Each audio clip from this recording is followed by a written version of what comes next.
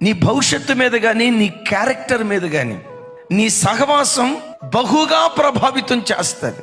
బియ్యం ఉన్నాయి, బియ్యాన్ని పసుపుతో కలిపితే ఆ బియ్యం అక్షింతలు అవుతాయి. అదే బియ్యాన్ని బొగ్గుతో కలిపితే చేతబడికి ఉపయోగిస్తారు. అదే బియ్యాన్ని బెల్లంతో కలిపితే పాయసం. నీవెవరితో కలుస్తావో నీ వ్యక్తిత్వం కూడా అలా మార్చబడుతుంది. వర్షపు నీళ్లు స్వచ్ఛమైనవి. ఈ వర్షపు నీళ్లు బురదలో పడ్డాయి అనుకోండి, స్వచ్ఛమైన నీళ్లు మురికైపోతాయి. అదే వర్షపు నీళ్లు వేడిగా ఉన్న పెన మీద పడ్డాయి అనుకో, ఆవిరైపోతాయి.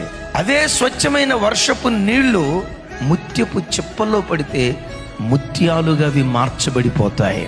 దైవజనమా, నీ ఆధ్యాత్మిక జీవితం మీద నీ స్నేహం చాలా ప్రభావితం చూపిస్తుంది అని ఎరిగి నీ స్నేహాల విషయంలో యేసు నామములో జాగ్రత్తగా ఉందువుగాక.